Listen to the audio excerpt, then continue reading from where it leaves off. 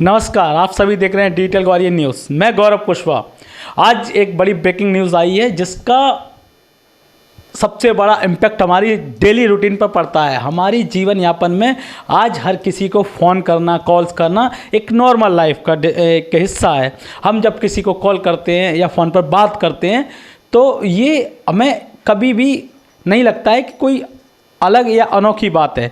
ये हमारे जीवन का एक पार्ट ऑफ लाइफ है। इसके लिए हमें कभी कभार संकोच तब करना पड़ता है जब सामने वाले से हम बात कर रहे होते हैं और सामने वाले पर हमें ये संदेह होता है कि वो हमारी कॉल को रिकॉर्ड कर सकता है या रिकॉर्ड करके किसी और व्यक्ति को सुना सकता है।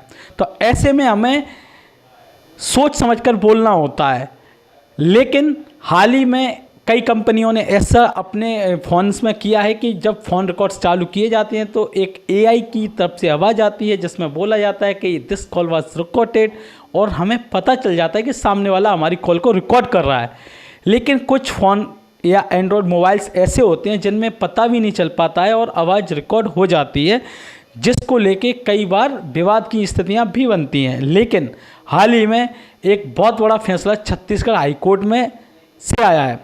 हाल ही में एक बहुत बड़ा फैसला छत्तीसगढ़ हाईकोर्ट ने सुनाया है जिसमें उन्होंने बताया है कि किसी व्यक्ति के कॉल को विदाउट परमिशन, बिना आज्ञा के अगर किसी व्यक्ति की आवाज़ को रिकॉर्ड किया जाता है तो ये कानूनन अपराध है। और ये कानूनन अपराध कब से माना जाएगा? आईटी एक्ट 2000, इंफॉर्मेशन टेक्नोलॉजी अधिनियम 2000 की धारा 72 सेक्शन में ये मेंशन है कि अगर बिना किसी की आज्ञा के हम अगर कोई कॉल रिकॉर्ड करते हैं तो ये निजता का हनन है, ये निजता के अधिकार का उल्लंघन है, जो कि हमें संविधान के मूल अधिकारों में आर्टिकल 21 के तहत प्राप्त है।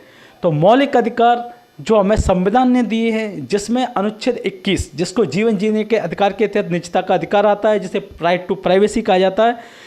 किसी भी मोबाइल फ़ोन से किसी भी व्यक्ति की कॉल रिकॉर्ड करना उसकी आज्ञा के बिना राइट टू प्राइवेसी ब्रीच माना जाएगा।